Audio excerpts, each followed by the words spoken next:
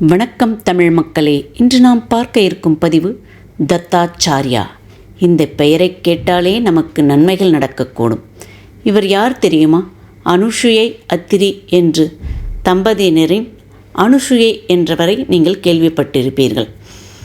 அந்த அனுசுயை கற்பை சோதிக்க மும்மூர்த்திகளும் அவரது இல்லத்துக்கு சென்று ஆடை எதுவுமின்றி எங்களுக்கு நீ உணவு பரிமாற வேண்டும் என்று கட்டளையிட அனுசுயை அந்த மூவரையும் 3 குழந்தைகளாக்கி அவர் உணவு ஊட்டி கொண்டிருந்தார்.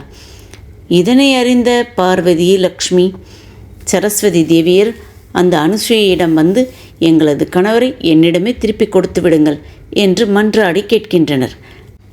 நான் அப்படி கொடுப்பதென்றால் எனக்கு ஒரு கோரிக்கை இருக்கிறது, சொல்லுங்கள், அதனை நாங்கள் நிறைவேற்றுகிறோம் என்று கூறுகின்றனர். இந்த மூவரும் என் வயிற்றில் மகனாக வந்து பிறக்க வேண்டும் என்ற கோரிக்கையை வைக்கிறார் அனுசுயை. அப்பொழுது தேவியர் மூவரும் அப்படியே ஆகட்டும் என கூறி அந்த மூவரின் உருவத்தை ஒன்றிணைத்த மாதிரி தத்தாச்சாரியா அவர்களுக்கு மகனாக பிறக்கிறார். எங்கள் பக்கத்து வீட்டில் இந்த தத்தாச்சாரியா பூஜை நடைபெற்றது. தத்தாச்சாரியாவின் சச்சரித்திரத்தை படிக்கிறார்கள். அவர்கள் என்ன கொடுக்கிறார்கள்? அதாவது இந்த பூஜையை நிறைவேற்ற அவர்கள் என்ன தெரியுமா செய்கிறார்கள்? நான் முதலில் பார்த்த இந்த பூஜையை உங்களுக்காக கொடுக்கிறேன். 9 ஆண் குழந்தைகளை வரவேற்கிறார்கள். அந்த வீட்டில் இருக்கும் தலைவன் அவர் விரதமிருந்து தத்தாச்சாரியாவின் சரித்திரத்தை தினமும் படித்து வருகிறார். அப்படி அவர் 25 நாட்கள் 30 நாட்கள் வரை விரதம் இருந்து இப்படி தங்களுக்கு தெரிந்த 10 வயதுக்குட்பட்ட சிறு ஆண் குழந்தைகளை வரவழைத்து இதுபோல் அவர்களை வரவேற்கிறார்கள். பாருங்கள், இது மாதிரி கன்னிகளை வரவழைத்து பூஜை செய்வதை நான் பார்த்திருக்கிறேன். இப்பொழுதுதான் முதல் முறையாக இந்த தத்தாச்சாரியா பூஜையை நான் கண்கொண்டு பார்க்கிறேன். அதனால் இது வித்தியாசமாக இருந்தது. இதனை பற்றி அவர்களிடம் கேட்டதற்கு அவர்கள் மராட்டியர்கள். அவர்கள் என்ன சொல்கிறார்கள் என்றால், குழந்தை பேறு, பணவரவு, வாழ்க்கையில் எல்லா சௌபாக்கியங்களும் கிடைக்க வேண்டுமெனில் இந்த தத்தாச்சாரியா, இந்த குரு பகவான், அதாவது இவர்கள் குரு என்றும் இவரை குறிப்பிடுகிறார்கள். இவரை நீங்கள் வழிபட்டால் நல்லதே நடக்கும், வீட்டில் சகல சௌபாக்கியங்கள் நிறையும் என்று கூறுகிறார்கள்.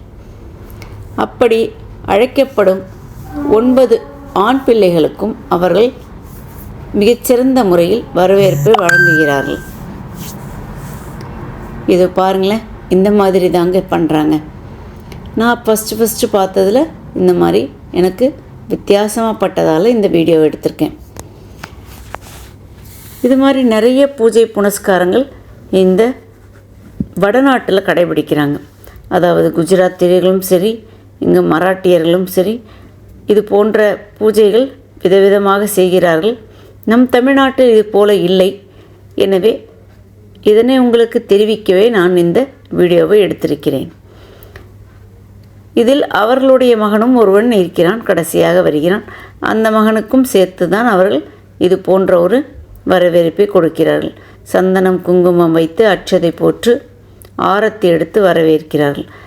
அப்படி வரவேற்று முடித்த பிறகு அனைத்து குழந்தைகளையும் ஒன்றாக அமர வைத்து அவர்களுக்கு, அதாவது குழந்தைகளுக்கு பிடித்தமான உணவுகளை சமைத்து கொடுக்கிறார்கள். அப்படியே இந்த பூஜையும் நடைபெறுகிறது. இதை பிரசாதமாகவே அவங்க வச்சிடறாங்க. அதாவது குழந்தைகளுக்கு பிடிச்ச ஹல்வா, பூரி, இது மாதிரி. தத்தாச்சாரியாவின் சரித்திரத்தை முடித்துவிட்டு இந்த குழந்தைகளுக்கு இந்த உணவை பரிமாறுகிறார்கள். அவர்கள் மகிழ்ச்சியுடன் அதனை சாப்பிட்டு முடித்த பிறகு அவர்களுக்கு ஒரு சிறு பரிசும் வழங்கப்படுகிறது. தத்தாச்சாரியா ஏன் நடத்த வேண்டும் என்ற கதையை நீங்கள் கேட்டீர்கள் அல்லவா? உங்களுக்கும் இனி நல்ல நாட்கள், நல்ல சௌபாக்கியங்கள் கிடைக்க தத்தாச்சாரியா அருள் புரியட்டும். இந்த வீடியோவை பார்த்துட்டு அப்படியே போயிடாமல் சப்ஸ்கிரைப் பண்ணிவிட்டு கமெண்ட் போடுங்க. Thank you so much.